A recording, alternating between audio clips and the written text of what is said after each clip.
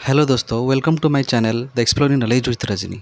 आज इस वीडियो में मैं सबको ट्रिगोनोमेट्रिक रेशियो के बारे में समझाऊंगा। ट्रिगोनोमेट्रिक रेशियो मैथमेटिक्स का एक अहम हिस्सा है और इस वीडियो में हम ट्रिगोनोमेट्रिक रेशियो में सब कुछ जानेंगे। और वीडियो स्टार्ट करने से पहले मैं सबको ये आग्रह करूंगा कि मेरे जो चैनल है उसको आप सब लाइक, शेयर और सब्सक्राइब कर दीजिए। नोटिफिकेशन में ऑल नोटिफिकेशन को दबा दीजिए ताकि मैं जो नया नया वीडियो ला सकूँ आपके लिए ये बहुत काम में आएगा और मेरे भी जो आग्रह बढ़ेगा आपको समझाने के लिए। यदि कुछ भी क्वेरी है तो मेरे जो कमेंट सेक्शन में बताइए। Thank you. So let's start this video.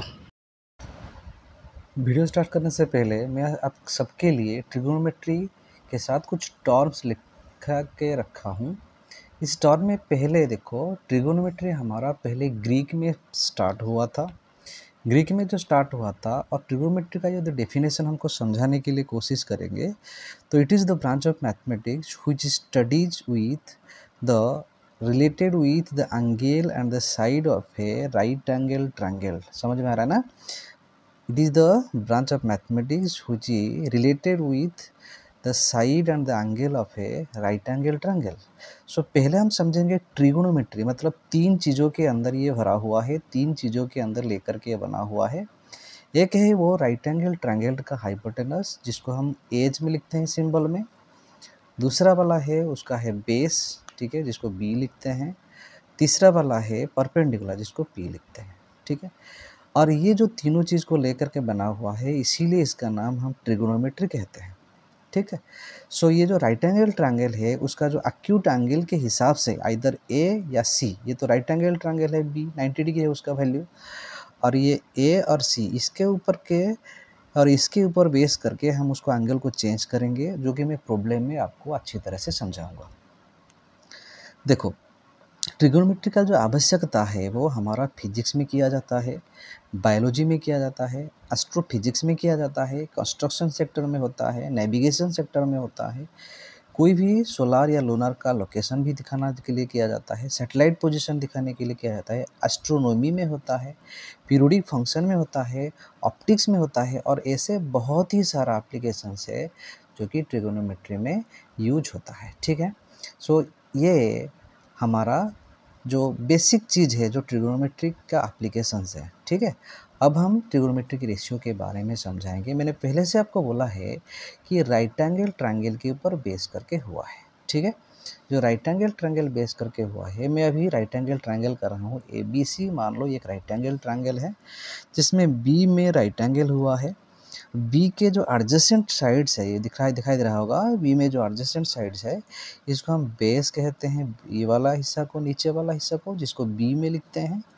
और ये ए बी को हम परपेंडिकुलर कहते हैं और हाइट भी कहा जाता है उसको उसको हम पी में लिखते हैं।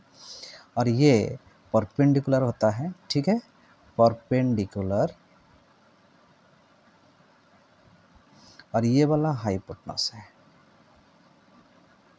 इसको हम एच में लिखते हैं। सो तीनों को यूज करके, आप तो पहले ही पढ़ा हुए हैं, तीनों को यूज करके हम पाइथागोरस थ्योरम को समझेंगे। पाइथागोरस थ्योरम ने ये बोला है कि एज का जो वैल्यू है ये P square plus B square का स्क्वायर रूट होगा, और इसके हिसाब से हम बी को भी निकाल सकते हैं, बेस को। ये क्या होगा, एच का स्क्वायर माइनस पी का स्क्वायर रूट होता है। और जो परपेंडिकुलर है इसका वैल्यू क्या होगा ना, पी स्क्वायर एच स्क्वायर और बी का स्क्वायर का माइनस का स्क्वायर रूट होता है। ये तीनों चीज़ को हमको याद रखना होगा। अब देखो, ये अब देखेंगे जो ट्रिगोनोमेट्रिक रेशियोज के बारे में समझेंगे, ठीक है। तो मेनली जो ट्रिगोनोमेट्रिक है ना, इसका 6 रेशियोज है, ठीक है। कितना रेशियो है, 6 रेशियो जो है। देखो बच्चों, ये जो ट्रिगोनोमेट्रिक है ना, ये 9th और 10th में ये बेसिक है। यदि हम +2 जाते हैं या +3 जाते हैं तो इसका बहुत ही सारा एप्लीकेशन आपको पढ़ाई देने के लिए, सुनाई देने के लिए मिलेगा, आप सब पढ़ोगे। और ये बहुत आसान सा टॉपिक है, पहले से समझते जाओ। यदि कुछ क्वेरीज है मुझे आप कमेंट सेक्शन में पूछ सकते हो, ठीक है। आज हम जाते हैं अभी क्या, रेशियो के बारे में। तो पहले रेशियो होता है इसका जो साइन है, ठीक है। मैं उससे पहले एक राइट एंगल ट्रायंगल इधर बना देता हूँ जो कि हमारा इस रेशियो को निकालने में काम में आएगा। ये ए और बी और सी है, ठीक है। सो मैं इधर जो सी एंगल है ना उसको, ये एक्यूट एंगल है, मैं इसको थीटा लिख देता हूँ। थीटा मतलब कोई भी एंगल का वैल्यू है थीटा, ठीक है। अब देखो हमारा जो साइन है उसको शॉर्ट में SIN लिखा जाता है, तो साइन का थीटा का वैल्यू कितना होगा? साइन थीटा होता है हमारा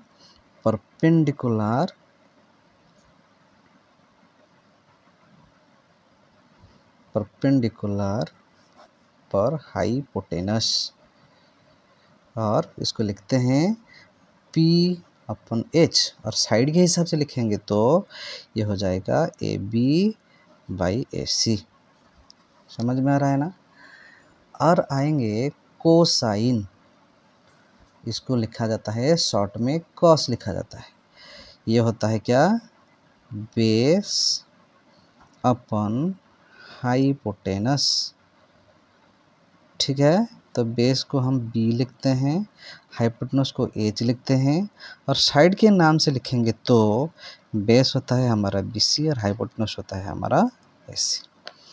देन थर्ड वाला को रेशियोज है टैन जेंट, जिसको शॉर्ट में टैन कहा जाता है, उसको हम टैन याद रखेंगे, जो कि है perpendicular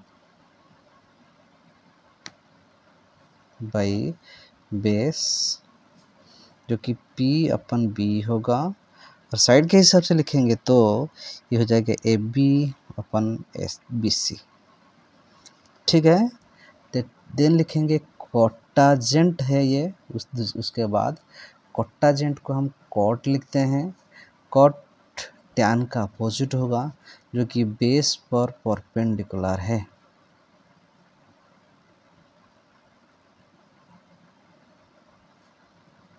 okay, so base B पर परपेंडिकुलर P होगा, साइड के हिसाब से लिखेंगे तो BC/AB होगा। और लास्ट में दोनों क्या है? सेकंड। सेकंड को हम शॉर्ट में सेक लिखते हैं, इस शॉर्ट वाला हम याद रखेंगे। सेकंड होता है हाइपोटेनस बाई बेस, जो कि H/B होगा। सो साइड के हिसाब से लिखेंगे BC/AC होता है। और लास्ट में कोसेकंट, ठीक है। जो कोसेकंट है ये क्या है? इसको कोसेक शॉर्ट में लिखा जाता है, कोसेक। तो कोसेक लिखा जाता है, कोसेक होता है हमारा हाइपोटेनस बाई परपेंडिकुलर।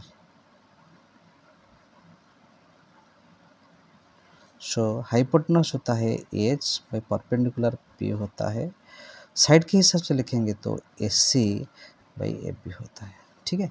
और ये सब जो मैंने निकाला है ना, ये सब जो निकाला है ये थीटा के लिए निकाला है, ठीक है ना।